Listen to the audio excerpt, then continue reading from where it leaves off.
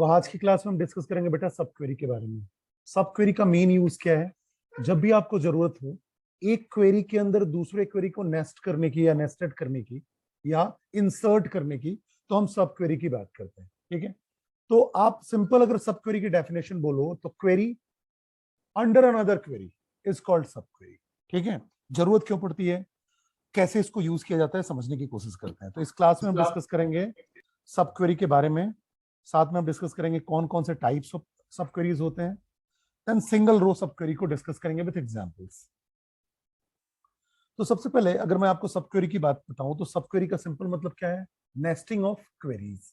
Okay, so a sub query is a select statement nested inside another statement such as select, insert, update or delete. Purpose क्या है? Many times when we write a query in Oracle, we might want to compare a column or expression with the result of another query. ठीक है, तो कभी कभी आपको जरूरत क्या पड़ती है? आप कॉलम को कंपेयर कर पाओ, एक्सप्रेशन को कंपेयर कर पाओ। ठीक है, तो एक कंपैरिजन किसके बेस पे है? किसी दूसरे क्वेरी के रिजल्ट के बेस पे। तो जब आपको जरूरत हो कि किसी दूसरे क्वेरी के रिजल्ट के बेस पे कंपैरिजन करो तो सब क्वेरी का यूज करते हैं। ठीक है, जो क्वेरीज आप सब क्वेरीज के थ्रू यूज करते हो उसमें से कुछ एग्जांपल्स आप ज्वाइन के थ्रू भी सॉल्व कर सकते हो, बिकॉज ज्वाइन में आप दो टेबल को ज्वाइन करके आप क्या करते हो?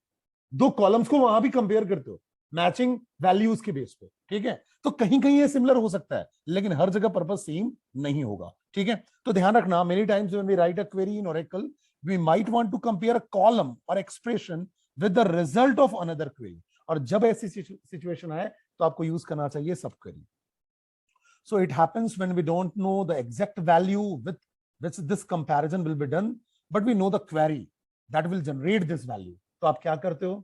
इनर क्वेरी में या नेस्टेड में आप उस पर्टिकुलर क्वेरी को रख देते हो, उससे वो रिजल्ट आ जाएगा, उस रिजल्ट को आउटर क्वेरी में यूज कर लेते हो। ठीक है, this is where we use sub queries. An order by command can not be used in a sub query. सब क्वेरी में ऑर्डर बाय कमांड यूज नहीं कर सकते हो, लेकिन मेन क्वेरी में यूज कर सकते हो। although the main query can use an order by clause. Okay, तो सिंटेक्स समझते हैं। जैसे अपन ने बोला सेलेक्ट, देन आप बोलते हो list of columns from table name. ठीक है, वेयर कॉलम नेम, और ये आपने ऑपरेटर लगा दिया। यहां तक तो हम पढ़ते आए हैं, हम देखते आए हैं कि हम क्या करते थे, सेलेक्ट, और सेलेक्ट के बाद हम लिखते थे स्टार या कॉलम के नेम। ठीक है, और फिर हम लिखते थे फ्रॉम, और फ्रॉम के बाद हम बताते थे टेबल नेम, और टेबल नेम के बाद हम यहां देते थे वेयर, और वेयर के बाद हम यहां पास क्या लिखते थे बेटा? कंडीशन। ठीक है, ये ऐसा तो हम अभी तक पढ़ते आए हैं। वेयर के बाद हमने क्या लगा दिया? कंडीशन, और फिर सेमीकोलन दे देते थे। मतलब सेलेक्ट स्टार या column name from table name where condition. ये आपका सिंपल क्वेरी स्टेटमेंट है जो हमने पहले एग्जीक्यूट किया हुआ है। ओके, अब बेटा आप क्या करोगे? यहां देखो, अब यहां आपने एक नेस्टेड क्वेरी यूज किया, एक इनर क्वेरी यूज किया, यहां से पैरेंथेसिस जहां से स्टार्ट हो रहा है, और वहां फिर से आपने लिख दिया select column name from table name where test condition. ठीक है, तो क्वेरी इनसाइड अ क्वेरी। तो एक क्वेरी आपका इनर क्वेरी है और एक आपका आउटर क्वेरी है। कौन सा इनर क्वेरी है बेटा? ये जो आपको पैरेंथेसिस में दिख रहा है बच्चे, ये आपका इनर क्वेरी है जिसका कुछ रिजल्ट आएगा। ठीक है, और उस रिजल्ट को आप पैरेंथेसिस में रहने दोगे, और उसको यूज कौन करेगा? ये मेन क्वेरी या जो आउटर क्वेरी है। तो यहां पास मिनिमम क्या होंगे? दो क्वेरीज होंगे, एक इनर क्वेरी होगा, एक आउटर क्वेरी होगा, क्योंकि आप मल्टीपल सब क्वेरीज यूज कर सकते हो, ध्यान रखना। इसलिए मैंने मिनिमम बोला, एक इनर क्वेरी तो होगा ही होगा, तभी सब क्वेरी है, और उस इनर क्वेरी का जो रिजल्ट है वो पैरेंथेसिस में आ जाएगा, जिसको आप कौन से क्वेरी में यूज करोगे? आउटर क्वेरी में। क्लियर क्लियर हो रही बात वेयर कंडीशन के साथ? ठीक है, सो सब query must always be nested with in parenthesis. इस बात को ध्यान रखना, नेस्टिंग करनी पड़ेगी आपको पैरेंथेसिस के अंदर। ठीक है, we can have this nesting up to 255 levels, लेकिन जितना आप इसको लेवल्स पे बढ़ाते जाओगे कॉम्प्लेक्सिटी बढ़ती जाएगी, तो अवॉइड, आप उसको अवॉइड करना चाहिए, मतलब मल्टीपल नेस्टिंग अवॉइड करना चाहिए। जनरली 1 या 2 लेवल तक नेस्टिंग जो है वो प्रेफरेबल है। Is that clear? ठीक है, लेकिन आप 255 लेवल्स तक नेस्टिंग कर सकते हो। In a simple subquery, the inner query is executed once before the execution of the outer query. But obvious है, सबसे पहले inner query execute होगा। inner query में भी आपका सबसे पहले क्या होगा? from clause, then where condition, then column की value। यही आप पढ़ते हो inner clause में। from clause के बाद where condition के बाद columns। जो रिजल्ट आ गया वो आपका वैल्यू हो गया, तो इसका क्या होगा? from पहले, then where condition, then column। Is that clear? बात समझ में आ रही है? कैसे फॉर्मेशन होगा ये आपको क्लियर हो गया होगा. So the result of a sub query is use by the main query और द आउटर क्वेरी. हमें समझ में आ गया है कि इनर क्वेरी क्या है और आउटर क्वेरी क्या है. We can place the subquery in a number of SQL clauses including where clause, having clause. ठीक है, तो यहां तक बात मुझे समझ में आ गई. देखो, और सब क्वेरी को इसलिए हम नेस्टेड क्वेरी भी बोलते हैं या सब सेलेक्ट भी बोलते हैं. ठीक है, क्योंकि इनर क्वेरी से सेलेक्ट करके जो रिजल्ट आ रहा है उसके बेस पे आप फिल्ट्रेशन कर रहे हो. ठीक है, और नेस्टिंग कर रहे हो आप इनर क्वेरीज की, इसलिए नेस्टेड क्वेरीज भी इसको हम बोलते हैं. तो अब हम सब क्वेरी को हमने समझ लिया कि सब क्वेरी को हम वेयर क्लॉज और हैविंग क्लॉज या ग्रुप बाय क्लॉज के साथ हम यूज कर सकते हैं. ओके, आगे बढ़ते हैं बेटा. देन ओरेकल जो है बेटा वो सपोर्ट करता है 4 टाइप्स ऑफ सब क्वेरीज, जैसे कि single row sub query, then multi रो सब क्वेरी. सिंगल रो में एक रो आपका एज अ रिजल्ट आएगा, मल्टी रो में मल्टीपल रोज आएंगे. तो बट ऑब्वियस है उसको एक्सेप्ट करने वाला जो हमारा कॉलम होना चाहिए आउटर क्वेरी में वो मल्टीपल वैल्यूज को एक्सेप्ट करने वाला होना चाहिए. बट ऑब्वियस है. ठीक है, देन कोरिलेटेड सब क्वेरीज की हम बात करेंगे, मल्टी कॉलम सब क्वेरीज की बात करेंगे. तो these are the types. Okay, अब सिंगल रो सब क्वेरी को हम यहां डिस्कस करेंगे. If the sub query returns a single value then it becomes a single row sub query. ऐसे सारे के सारे इनर क्वेरी जिससे केवल एक वैल्यू आ रहा है बेटा, एक रो आ रहा है, एक वैल्यू तो बोलना गलत है, एक रो रिटर्न होकर आ रहा है, उसको हम क्या बोलेंगे? Single row sub query. ठीक है, in such case the where clause of outer join can contain only single valued operator. और single valued operator कौन से होते हैं? equal to, equate करेगा और एक वैल्यू देगा, या एक रो रिटर्न करेगा, not equal to, greater than, less than, greater than equal to and less than equal to. तो जब भी सिंगल रो सब क्वेरी की बात आएगी तो आप सिंगल वैल्यूड ऑपरेटर को यूज करोगे. तो यहां तक बात भी आपको समझ में आ गई. ठीक है, अब एग्जांपल टेबल के लिए मैंने 2 टेबल लिया हुआ बेटा. एक है आपका ईएमपी टेबल, ऑलरेडी डिस्कस किया हुआ है हमने, और दूसरा है डीपीटी टेबल. यहां तक कोई डाउट है क्या? ठीक है, ईएमपी में आपके पास employee number, E name, job, MGR, hire date, salary, commission and department number है. टेबल को ऑलरेडी हमने डिस्कस किया हुआ पहले के क्लासेस में. डीपीटी में आपके पास department number, D name and location column है. ओके, क्वेरीज को समझते हैं. तो दीज आर द क्वेश्चंस जिसको हमको सॉल्व करना है. ठीक है, एक एक क्वेश्चन को सॉल्व करेंगे बेटा. तो समझते चलते हैं.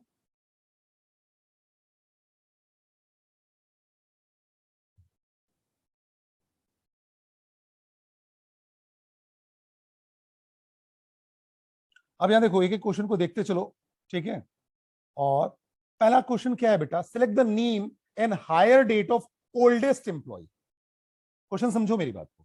आपको बोला जा रहा है कि नेम निकालना है और हायर डेट निकालना है, लेकिन कौन से एम्प्लॉय का निकालना है? ओल्डेस्ट एम्प्लॉय का. अगर केवल नेम और हायर डेट निकालना होता तो कोई इशू नहीं था. क्या क्वेरी होता? Select E name comma hire date from employee, खत्म.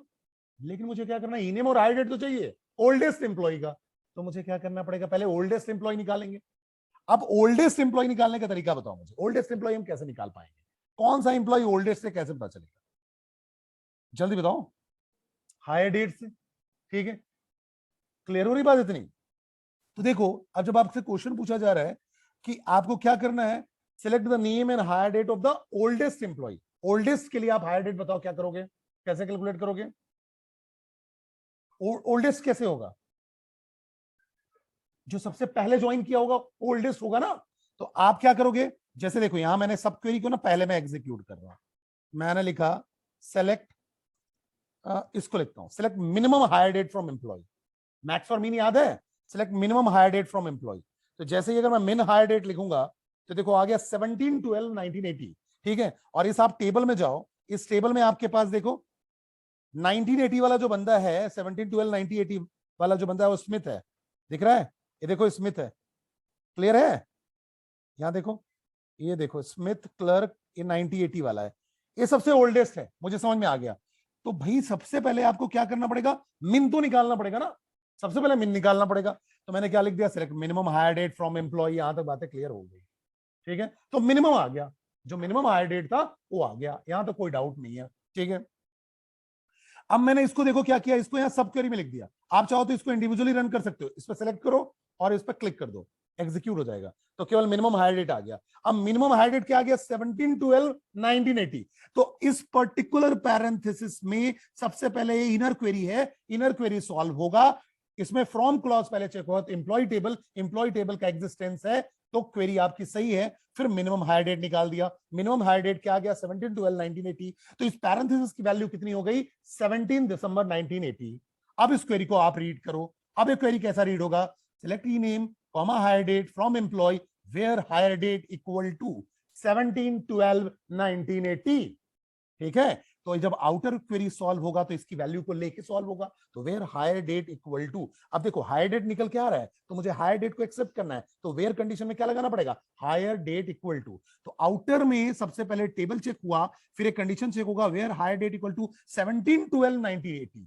तो जिसका हायर डेट 17/12/1980 है उसका ई नेम और हायर डेट निकाल दो। ऐसे हम सब क्वेरीज का यूज करते हैं। इनर क्वेरी से पहले मैंने क्या कर दिया, ओल्डेस्ट डेट निकाल लिया, उस ओल्डेस्ट डेट का ई नेम और हायर डेट निकाल दिया। Is that clear to all of you? अब आप इसको अगर रन करोगे बेटा तो आपके पास वही डिजायर्ड आउटपुट आएगा स्मिथ का। आई थिंक सभी को क्लियर हो गया होगा। इजी है, सिंपल है, बढ़े आगे। चलो ठीक है, आगे बात करते हैं बेटा। अब आपको क्वेश्चन बोला जा रहा है display the name of all the employees who work in same department as Black. मुझे क्या करना है, वो सारे के सारे एम्प्लॉय के नाम निकालना है जो ब्लैक के डिपार्टमेंट में काम करते हैं। ठीक है, चलो अच्छी बात है, कोई दिक्कत वाली बात नहीं है इसमें। ठीक है, अगर आप देखो तो मैंने यहां लिखा, पहले मैंने क्या किया, सिर्फ डिपार्टमेंट नंबर निकाला from employee where E name equal to Black. Black का पहले मैं डिपार्टमेंट नंबर निकाल लेता हूं, तो ब्लैक का डिपार्टमेंट नंबर 30 होगा, ये देखो आ गया 30। अब इसको मैं सब क्वेरी की तरह यूज करूंगा, तो ये क्या हो गया, ब्लैक का डिपार्टमेंट नंबर आ गया, तो डिपार्टमेंट इक्वल टू 30, और वो सारे के सारे नाम आ जाएंगे, select E name from EMP where department number equal to 30, तो सारे के सारे नाम आ जाएंगे जो 30 को बिलोंग करते हैं। इसमें एक दिक्कत है, इसमें एक दिक्कत है, लेकिन अब 30 को बिलोंग करने वाला ब्लैक भी आएगा बेटा। ठीक है, अगर आपसे पूछा जाए ब्लैक ना है, क्योंकि मुझे मान लो ब्लैक के बोले जाए कि ब्लैक के केवल फ्रेंड्स निकालने हैं जो उसी डिपार्टमेंट को बिलोंग करते हैं, ब्लैक के जो फ्रेंड्स हैं जो उसी डिपार्टमेंट में बिलोंग करते हैं, केवल उन्हीं को आपको शो करना है, लेकिन ब्लैक शो नहीं होना चाहिए। तो क्या करोगे, अभी तो ब्लैक भी शो होगा ना, बिकॉज आपने जो डिपार्टमेंट नंबर ब्लैक का निकाला वो 30 है, तो 30 को बिलोंग करने वाला सारा ई नेम यहां से आ गया। लेकिन अगर मैं ऐसा कर दूं कि select department number from employee where E name equal to Black, तो यहां इनर क्वेरी से आएगा 30।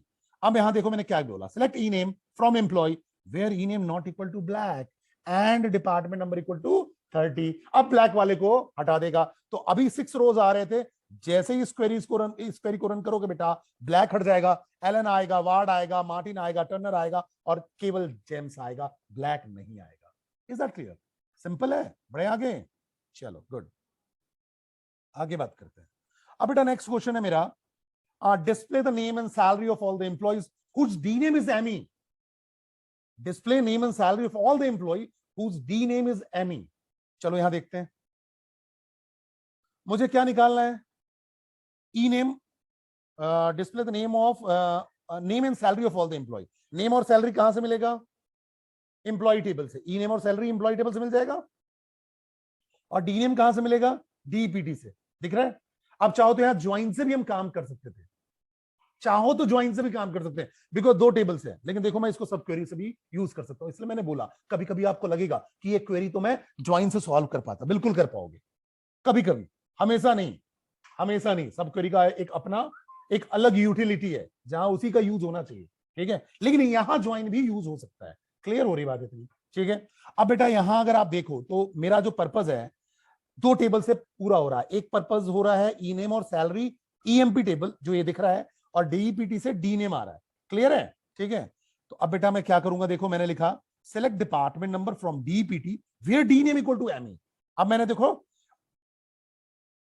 जो डी नेम जिसका एमई है उसका डिपार्टमेंट नंबर मैंने निकाल लिया यहां से। अब मैं क्या करूंगा, select E name salary from employee where department number equal to, अब डिपार्टमेंट नंबर दोनों में कॉमन है, ज्वाइन भी करते तो डिपार्टमेंट नंबर के बेस पे करते, याद करो। ठीक है, अब मैंने यहां क्या कर लिया, select department number from DEPT where D name equal to ME, तो जिसका डी नेम एमई है उसका डिपार्टमेंट नंबर आप कैलकुलेट कर लोगे, तो एमई वाले का डिपार्टमेंट नंबर 30 है, देखो बेटा। ठीक है, तो यहां से क्या आ जाएगा 30 पैरेंथेसिस में, अब 30 वाले का ई नेम सैलरी और निकाल लो आप। ठीक है, यही क्वेश्चन था आपका, क्वेश्चन पे चलो। तो display the name and salary of all the employees who D name is ME, जिसका भी डिपार्टमेंट एमई है मतलब जिसका डिपार्टमेंट नंबर 30 है, बात वही हुई, ठीक है, उसके सारे के सारे ई नेम और सैलरी आ जाएंगे। तो आप इसको रन करोगे, प्रॉपर्ली एग्जीक्यूट होगा और आंसर आपको मिल जाएगा। क्लियर है इतनी बात? यहां तक समझ में आ रहा है? बड़े आगे, ठीक है, आगे बात करते हैं। अब देखो नेक्स्ट क्वेश्चन है बेटा, display the name of all the employees who were hired after Martin, जो मार्टिन के बाद हायर हुए हैं। अब इसको कैसे करेंगे बेटा, ये टेबल है हमारे पास, देखो, ठीक है, इसमें मार्टिन ही है हमारा, मार्टिन की हम बात करें तो मार्टिन का आप देखो, ये आपका मार्टिन है और मार्टिन का हायर डेट क्या है, 8/9/1981। तो हम क्या करेंगे बताओ, सबसे पहले मार्टिन का हायर डेट निकाल लेंगे और उसके बाद चाहिए तो जिसकी हायर डेट उससे बड़ी होगी उसको आउटर में रख दो। समझो मेरी बात को, इनर क्वेरी में क्या रखेंगे, मार्टिन का हायर डेट निकालने का तरीका, मतलब हम क्या निकालेंगे, select hire date from EMP where E name equal to Martin, कुछ ऐसा। अब हमारे पास हायर डेट आ गया, उससे आउटर में क्या करेंगे, ग्रेटर साइन लगा के हम हायर डेट को ग्रेटर यूज कर लेंगे और वो सारे के सारे नाम आ जाएंगे जो उस पर्टिकुलर हायर डेट से बड़े हों। क्लियर है? बात समझ में आ रही है? यहां तो बात समझ में आ रही है, ठीक है। तो अब देखो इस क्वेरी को रन करके देखते हैं। इस क्वेरी को अगर हम रन करें तो देखो बेटा, मैंने लिखा select hire date from employee where E name equal to Martin, यहां से हायर डेट आ गया। अब मैंने लिखा select E name from employee where hire date greater than, तो उस हायर डेट से ग्रेटर देन वाली पूरी की पूरे जो वैल्यूज होंगे उसके बेस पे आपका ई नेम आ जाएगा। तो अगर आप इसको रन करते हो तो ये आपका रन हो गया, ठीक है। और ये रन होने के बाद आप देखो यहां से आपके पास सारे के सारे ई नेम्स आ गए। यहां तक क्लियर है? ठीक है, उसके बाद बात करते हैं। उसके बाद मेरा क्वेश्चन ये है, display the names and salary of all the employees who do not earn the highest salary, जो हाईएस्ट सैलरी अर्न नहीं करते हैं। तो क्या करूंगा, सब क्वेरी में निकाल दूंगा हाईएस्ट सैलरी और उधर कंडीशन क्या हो जाएगा, नॉट इक्वल टू। तो जो उस हाईयर सैलरी को बिलोंग नहीं करता होगा वो सारे के सारे आ जाएंगे। हमारे पास 14 रोज हैं, हाईएस्ट सैलरी 5000 है एक बंदे की, उसको छोड़ के बाकी सारे आ जाएंगे। ठीक है बेटा, तो अगर मैं इसको रन करूं तो देखो मैंने लिखा select max salary from employ, maximum salary आ गया। अब मैंने यहां से मैक्सिमम सैलरी क्या आएगा, 5000। अब क्या आएगा, select E name comma salary from EMP where salary not equal to 5000, सारे 5000 के अलावा वाले आ जाएंगे। ये देखो आ गए, टोटल 13 रोज। देखो ये आप टेबल से भी देख सकते हो, यहां आप टेबल में देखोगे ना तो टेबल में आपका हाईएस्ट सैलरी कौन सा है, ये 5000 है, इसके अलावा सब इससे बिलो है, ठीक है। तो ये आ जाएगा। इसका अपोजिट भी निकाल सकते हैं बेटा, अपोजिट कैसे निकालोगे, वेयर सैलरी इक्वल टू, जिसकी सैलरी हाइयर हो तो आप कैसे करोगे, इक्वल टू लगा दो, नॉट इक्वल टू की जगह आप क्या लगा दोगे, इक्वल टू। तो अब केवल 5000 वाला आ जाएगा। क्लियर है? यहां तक बात समझ में आ रही है? यहां तक कोई डाउट तो नहीं है? पक्का? ठीक है, आगे बात करते हैं। अब बात समझते हैं, अब हमारे पास क्या है, display those department number with their average salary whose average salary is greater than the salary of clerk. Display those department number with their average salary whose average salary is greater than the salary of clerk. अब मुझे क्या निकालना है, ऐसे सारे के सारे department number निकालने हैं, ठीक है। डिपार्टमेंट नंबर के साथ एवरेज सैलरी आनी चाहिए, जिसकी एवरेज सैलरी क्लार्क की सैलरी से बड़ी हो, सैलरी ऑफ क्लार्क क्लार्क की सैलरी से बड़ी हो, ध्यान रखना, ठीक है। तो बड़ा ही सिंपल है, पहले क्या निकालोगे, select salary from employee where E name equal to Clark, निकल गया, ठीक है। अब ध्यान रखो यहां वेयर कंडीशन नहीं लगाएंगे बिकॉज हमको एवरेज सैलरी एक ऐसा है, ग्रुप फंक्शन है, तो ग्रुप फंक्शन के साथ मुझे हैविंग क्लॉज लगाना पड़ेगा, याद आ रहा है? ठीक है, तो अब मैं क्या करूंगा, select department number comma average salary from employee group by department number, department number के बेस पे ग्रुपिंग करूंगा क्योंकि डिपार्टमेंट नंबर भी चाहिए। Having average salary greater than select salary from employee where E name equal to Clark, तो इससे Clark का salary आ जाएगा। अब मैं क्या करूंगा, जो एवरेज सैलरी है वो निकाल लिया मैंने एवीजी सेल से, अगर वो ग्रेटर देन होता है तो डिपार्टमेंट नंबर के बेस पे जो जो ग्रुप आ रहे हैं उसके सैलरी निकलती जाएगी, वो भी क्या निकलेगा, एवरेज सैलरी, हर डिपार्टमेंट नंबर का एवरेज सैलरी। ये ऑलरेडी हमने group by and having clause में देखा था, ठीक है। तो ये आ जाएगा बेटा, केवल मेरे पास डिपार्टमेंट नंबर 10 आ रहा है जो कंडीशन को फुलफिल कर पा रहा है और उसकी एवरेज सैलरी आ गई। तो ये आपको अब मेरे ख्याल से समझ में आ गया होगा कि सब क्वेरीज में आपका जो सिंगल रो सब क्वेरी होता है उसको आप कैसे सॉल्व करते हो, कैसे एग्जीक्यूट करते हो। Thank you.